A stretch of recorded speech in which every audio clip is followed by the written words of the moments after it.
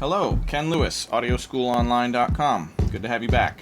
So tonight I'm going to teach you all about kick drums. I'm going to mostly focus on like a programmed kick drums, MIDI kick drums, not the live drum kits, although I think a lot of what I'm about to show you could easily translate over to that style of stuff. But really I'm going to show you basically everything that I do with kick drums, from like hip hop to R&B to pop, anything urban, and I'm going to show you all of my different EQ and compression tricks and techniques, try and explain to you why I'm doing everything that I'm doing, but I'm going to actually go much deeper than just EQ and compression. I'm going to go over bass enhancers like Waves Max Bass, Brainworks BX Boom, Aphex Big Bottom, and all of the EQ and compression plugins I'm going to use, like Waves, Massey, Aphex, IK Multimedia, a lot of the Digi stuff. I'm going to try and work in a lot of the stock DigiDesign stuff, so you can really see that you can get a lot of mileage out of that stuff.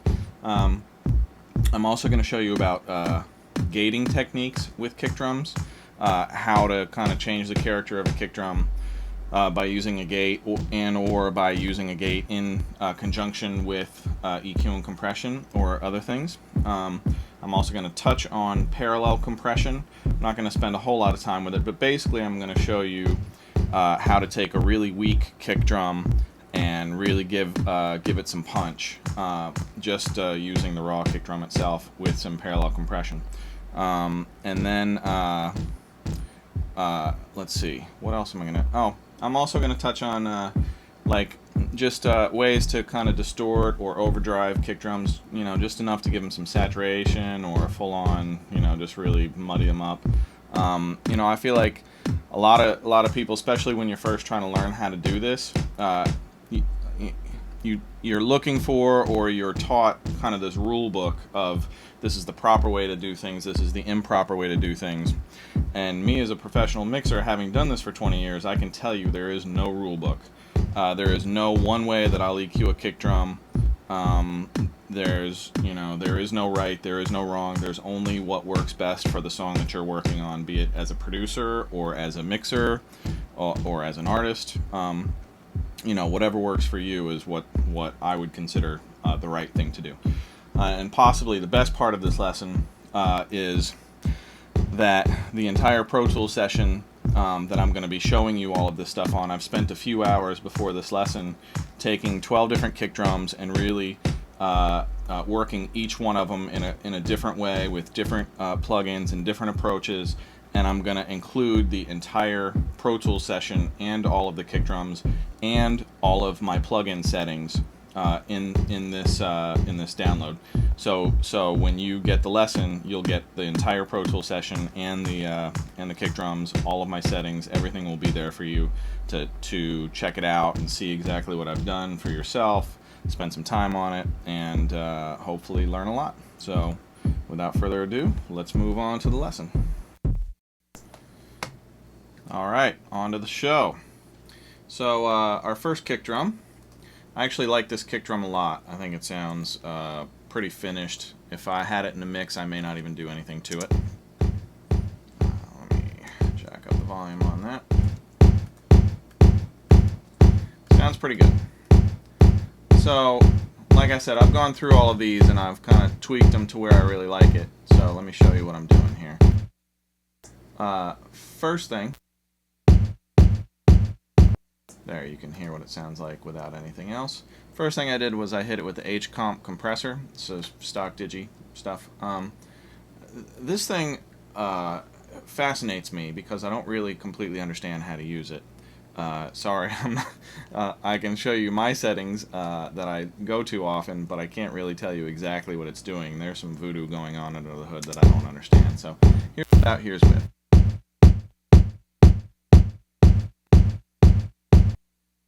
So actually, I'm not trying to improve this kick drum. What I'm trying to do is just change it and let you see some of the ways that you can use a compressor on a kick drum.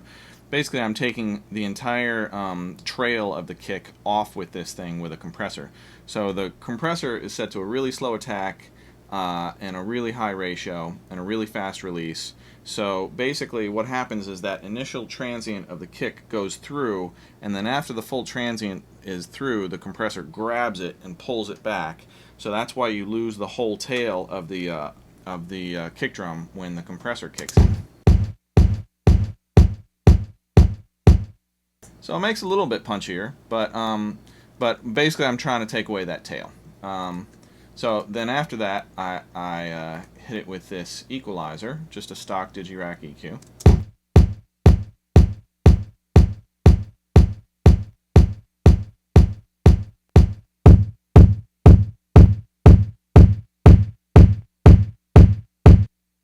Basically, I'm adding a touch of distortion saturation by overdriving it a little bit all the way up into kind of digital zero. A lot of people say, you know, oh, you can't distort digital. I think that's a load of crap. I distort digital all the time.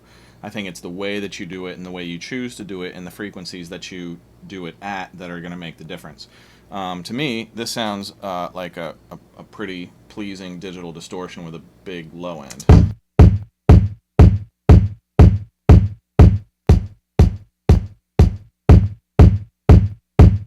And if I take off the compressor,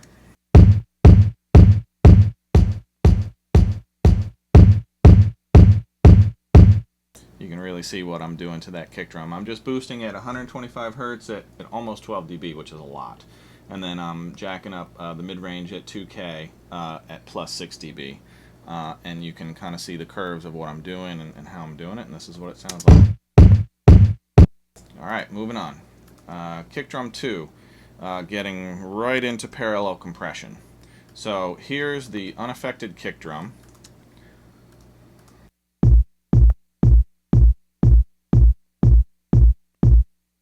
Okay, it's basically got it's long, but it doesn't have any punch to it. So I'm going to use parallel compression to keep the length of the kick drum and keep the character of the overall kick, but add some nice, like, hit you in the chest thump to it. So first thing I'm going to do is copy this to another track, which I've already done, which is right here. And then so I'm going to mute the original, and I'm going to keep only the affected, so you can see and hear what I'm doing.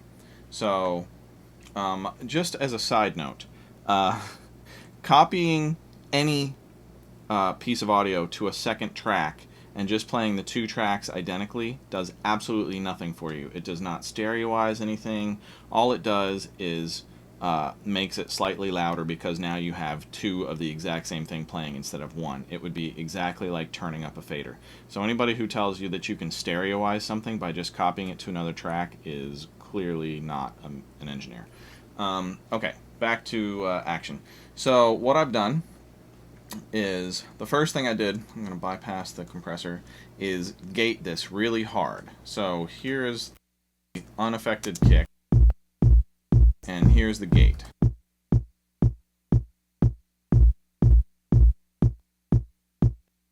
So you can see I'm virtually getting rid of almost everything except for that just initial attack of it. And basically what I'm doing is I have a super fast attack, and I've got a really, really fast hold and release. 37 milliseconds, which is like the blink of an eye, and 110 millisecond release is very, very fast. And the other kind of key thing that I'm doing with this is I'm side chaining the gate. And I'm not really going to get into side chaining, so if you don't know exactly what I'm talking about, then when you get this session, play with it a little bit and you can tell what it does. But very quickly, the side chain is something that tells the compressor what to react to, but you don't, let's see. So, well, here's what the side chain sounds like. I've got all of the low end filtered out of the side chain.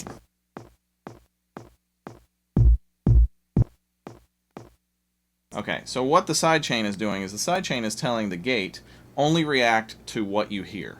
So if I filter out all the low end, the gate is only hearing the high end. And then you get rid of the side chain listen. The side chain is still in effect, you're just not hearing it. Now the compressor reacts to only what the side chain is doing. So if I didn't have the side chain, there's so much low end that it's going to keep that gate open the whole time.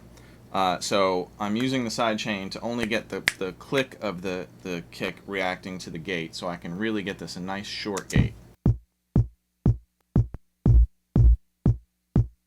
Okay, then I am slamming it with H-comp again.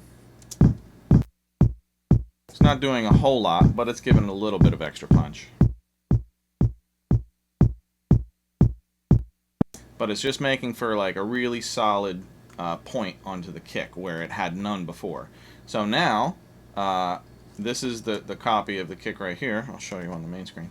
So here is the main kick and the copy of the kick. So I'm going to unmute the main kick, and you're going to hear both of them together.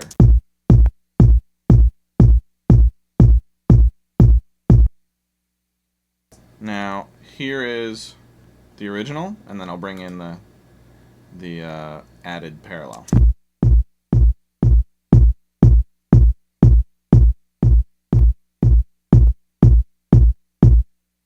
So see how much more attack that kick drum got that it didn't have before, just by using some parallel compression, a really tight gate, and a little bit of extra compression on the parallel. All right, moving on. Kick 3. All right, so basically, this kick drum has, I'd say this is kind of like a pop, like a up-tempo pop kick drum, but it's got no low end, and it's got all kind of the upper mid-range knock. So what I'm going to do is I'm going to take a little bit of that upper mid-range knock out, and I'm going to give it some nice fat low end, so it could really drive a mix.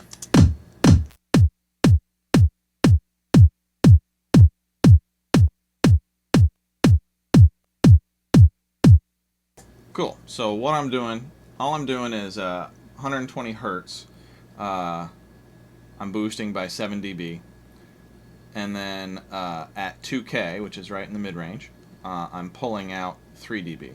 So I'm taking just a little bit of that mid-range knock out, not a lot of it because I really like it, it's just really overpronounced in this, and I'm just making that low end where it's going to pop through the mix right at 120 hertz, and I'm really giving that some boost.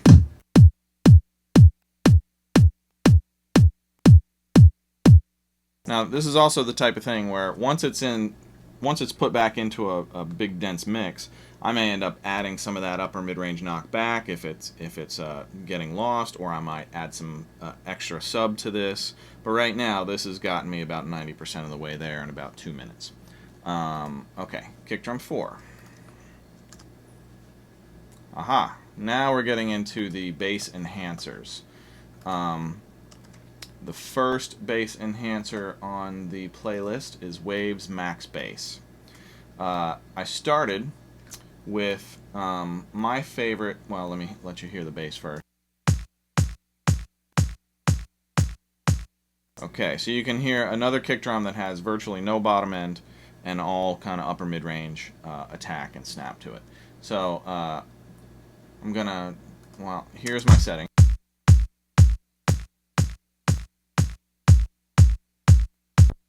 Okay, and the way I got here was I loaded Dice Bassum. I don't know why, it's become my favorite go-to. And then I tweaked from here. I moved, well, here's just the stock setting. Pretty good, we can make it better. So I'm going to up the max bass processor output up to +2.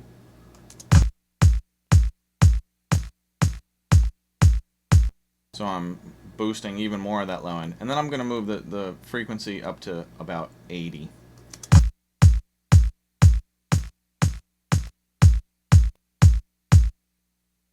And I love that. These things are miracle boxes to me.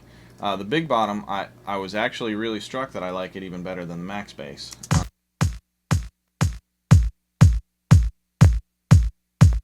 To me, this gives it almost like a 909 feel. It's got that really strong low frequency punch to it with this thing. And I'm dialing in at supposedly a lower frequency at 71 hertz than the max bass, but it still feels like it's really punching through.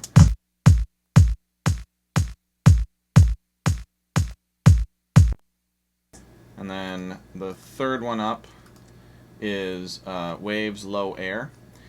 Low air, to my understanding, and I could be wrong about this, I think low air takes whatever the signal is and splits it off and drops it an octave and mixes the octave down along with the original source. Usually this is like the type of a plugin where it either works great or it doesn't work so great. In this instance, I think it works okay, but I don't think it works super great. But the difference with what this is doing compared to the big bottom or the max bass on the settings I just had is this is giving it like a really rumbly sub feeling that wasn't there before. So check it out. So you're really moving some subwoofers with this, but it doesn't have that kind of punch that's going to make it sit through the mix. Like, if you're not listening with a subwoofer or some really good headphones, you probably won't even hear this working right now. And then finally, the BX Boom, which only works in stereo.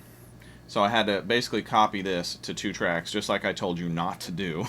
But with this, there is a specific reason, because the BX Boom only works on stereo material, even though this is basically a 2-track mono, the BX Boom is. So, here's what the BX Boom does.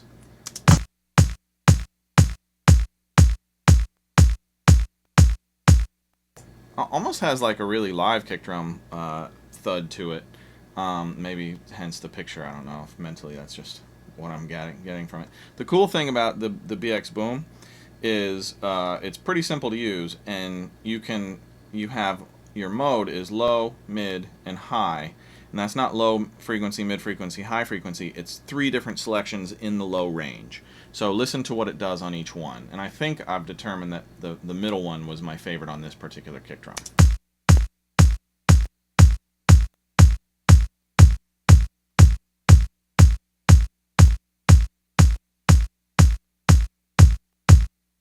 I don't know, that high one feels really good too.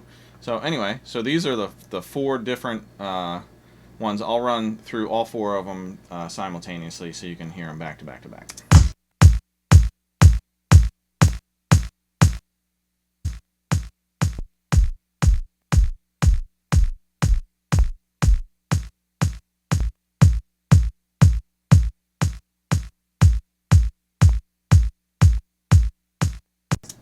And those are the low frequency enhancers. Alright, on to the next one, kick drum 5.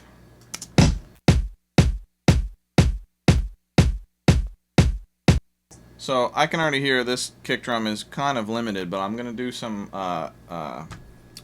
compression processing with it anyway and show how you can really fatten up a kick drum just with a compressor. But the first thing I'm going to do is the IK Multimedia vintage equalizer. I use this all the time on especially low frequency stuff, kick drums, bass. I'll fatten up snares or vocals or anything with it. But I like the high frequency on it as well, but I tend to grab more low frequency stuff with it. Now I'll show you, I'll just go through the different low frequency parameters and you can hear the differences.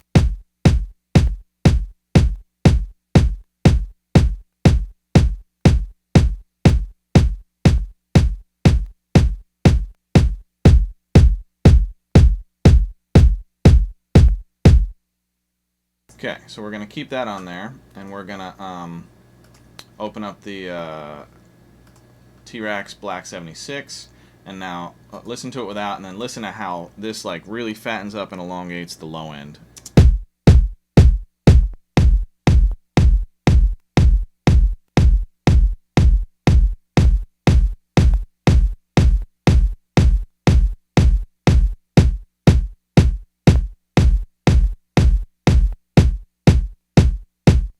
Okay, so what I'm doing is I have kind of a slower attack and a really fast release. So I'm letting that initial transient of the kick drum go through, and then I'm having the kick drum pull back on it, or the compressor pull back on the kick drum after the transient is gone. You know, if you go too fast attack on a kick drum, you either get kind of a real pop and no body, or it just starts sounding really kind of snappy with no meat to it. Listen to how it sounds when you go too fast on the attack.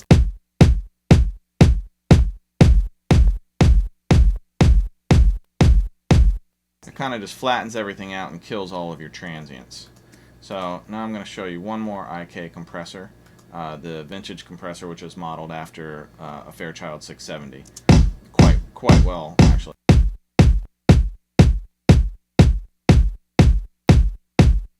Hear how that kind of takes the character of the kick drum and it just spreads it out a little bit, but it keeps the essence of what it is there.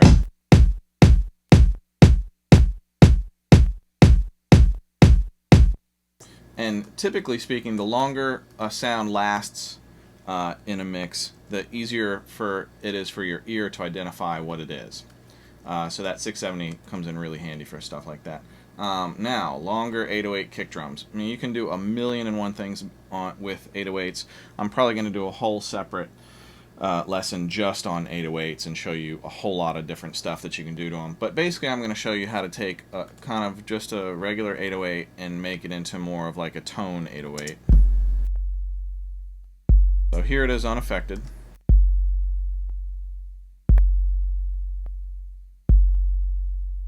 I'm just going to take a standard Digirac compressor.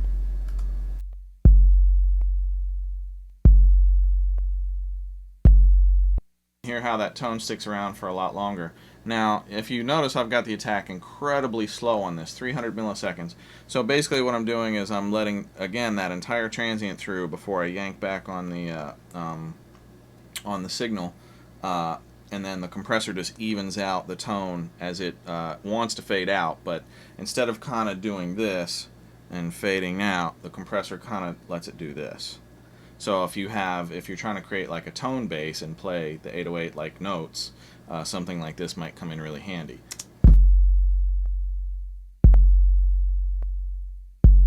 Now the other thing is, so this is kind of an 808 with some initial punch and attack, but if you've got a different kick drum in your session already, you might not want that punch. You might want to let the other kick drum give you all the punch, and you just want the 808 to give you the sustain.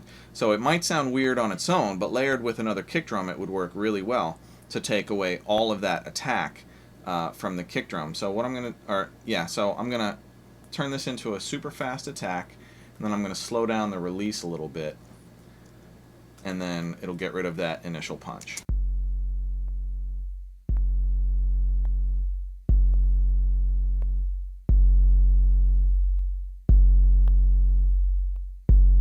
And then watch what happens when I slow down the attack.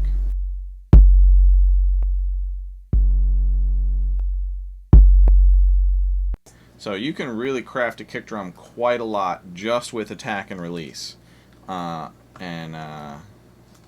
Check it out when you've got the session in front of you.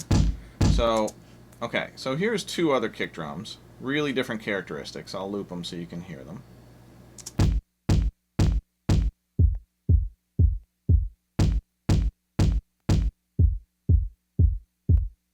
Okay, what to do. So I'm going to show you basically how to layer two kick drums together. I'm just going to put one right on top of the other. And I'm looking for like the attack and the kind of mid-range stuff that's going to allow it to cut through the mix from the top kick drum. And I'm looking for all of the low end that's going to make it move the speakers out of the bottom kick drum, and listen to these two together. Now I'm going to play one at a time so you can hear them. Just watch when things get muted.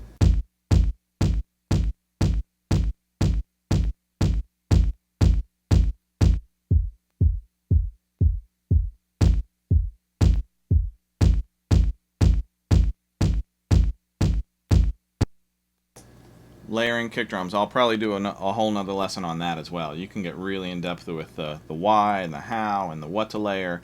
But typically layering kick drums, you want to find like a mid-rangey one and a subby or a low frequency punchy one that complement each other and aren't fighting with each other. And that's, to me, what these two things do.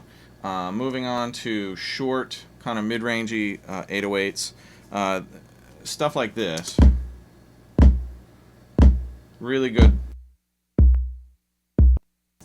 for like tone 808s, like that kind of down south stuff when you've got 4 bars of the low rumbly sub, and then you go to 4 bars of kind of those mid-rangey 808s. That would be what this is.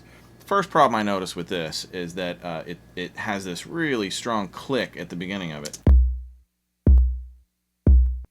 Now that might not be a big deal, but it's very easy to get rid of. Let me show you how.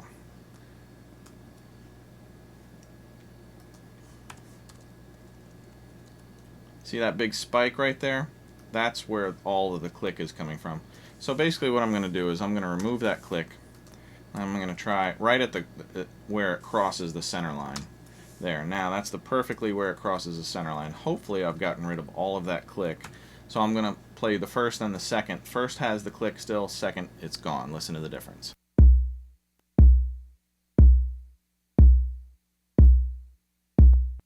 Huge, huge difference. So for the sake of this lesson, I'm going to just copy the second one to the first, so the click is gone from both. And I'm going to show you what I've done with it. So first thing, I'm going to give it some EQ. Now I'm filtering out all of the high frequency above, basically above 1K. You don't have to. I don't think it actually sounds bad. Maybe I'll move that up to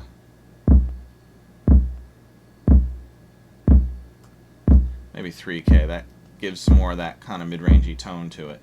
And then, what am I doing? I'm boosting 100 hertz on a shelf, everything from 100 hertz and below down, and you get this kind of nice fat bottom end to it. Or you can give it more of like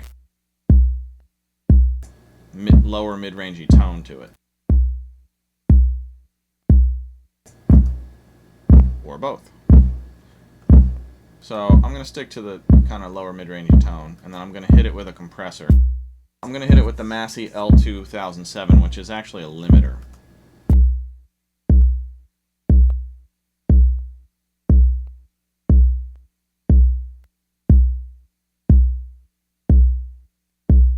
You hear it just lasts a little bit longer. Again, it just kind of flattens it out, and it makes it like a more sustained sound, as opposed to just hitting and dying with without the compressing.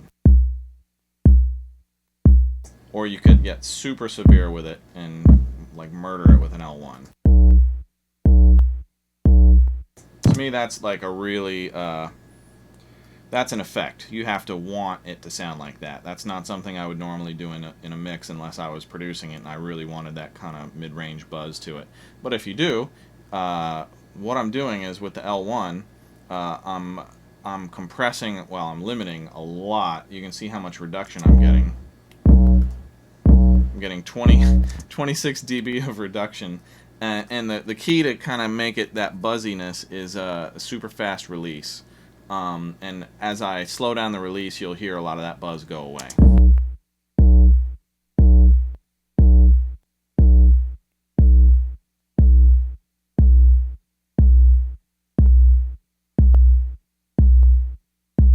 So the difference between a 1 millisecond release and a 60 millisecond release is huge. Listen again to the sonic difference.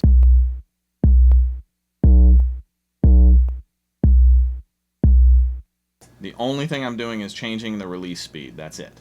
And you can hear what a huge difference it makes. So really, you know, spend some time playing around with these things and you know, throw your preconceived notions about what you should be doing to a kick drum out the window. And you know, try some things, see what your ears like, see how creative you can get with it. So kick drum 10, pretty standard hip hop kick drum. I like this one a lot. If I was mixing, I would probably leave this as is. But what I notice about it is it's a really long kick drum, and it almost sounds like it's got like an echo back. You hear that like So I'm going to see if I can take a gate and just get rid of the echo. Turns out it's pretty easy. So what did I do? Sidechain again. So if I'm listening to what my sidechain is listening to, I'm filtering out all of the low end under like 900 hertz. So that's what the compressor is now hearing and reacting to. Super fast attack. Pretty fast hold, 55 milliseconds is short. and a really fast release. And now I'm basically trimming off the kick drum right before it comes back for that echo.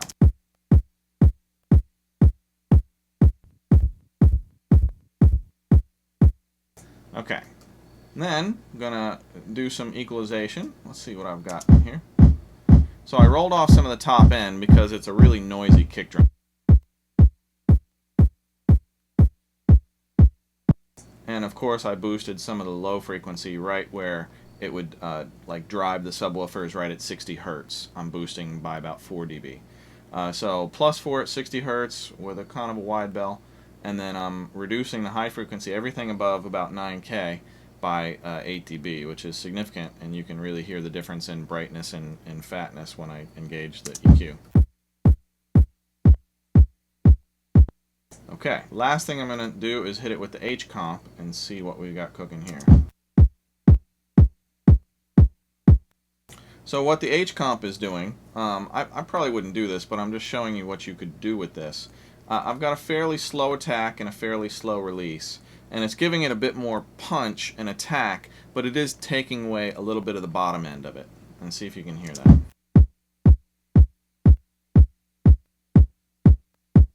Hear how it's really kind of getting rid of that 60 Hertz fatness to it. But it is punchier. So, moving on to kick drum 11. Our kick drums go to 11. Okay, so this one's a fat, noisy, wobbly one. Interesting thing that I've done with this, I'm going to do something that I wouldn't normally do to a kick, but since this one's so noisy, it sounds to me like it got sampled off.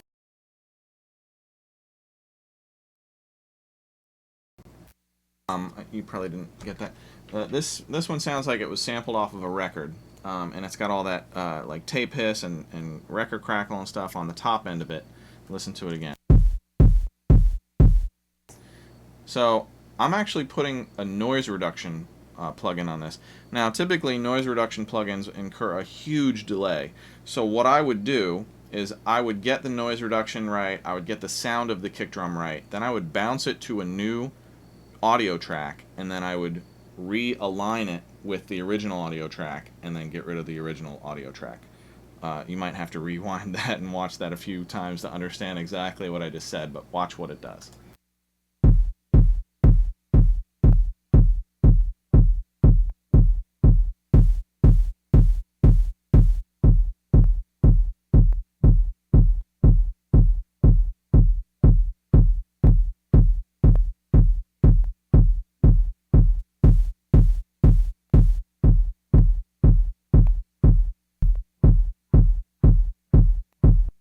So I'm able to keep all of that low end punch and get rid of almost all of that high end noise. And then I'm going to hit it with an equalizer and add a lot of that high end back.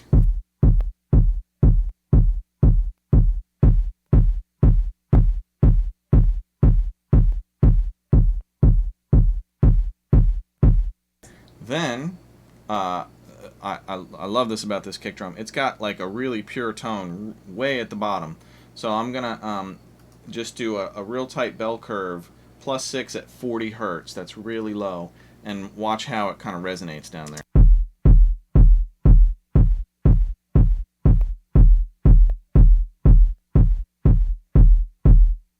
Pretty cool. So, X noise, what do you know? Last kick drum on the menu is one of the most standard kind of pop, 4 on the floor, up tempo, you know, club dance kick drums.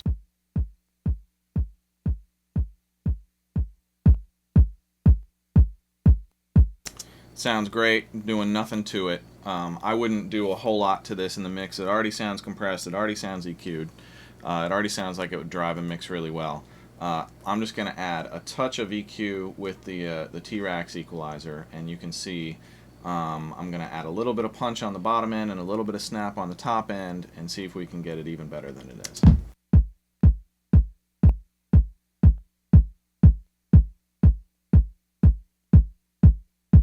So that's just +4 at 135 Hertz. That's all I'm doing. Wide bell.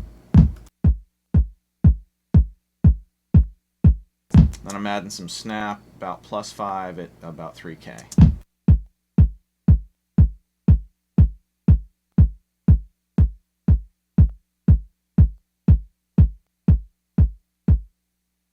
Alright, and that should give you plenty enough to play with and try out. And I encourage you to try your own techniques.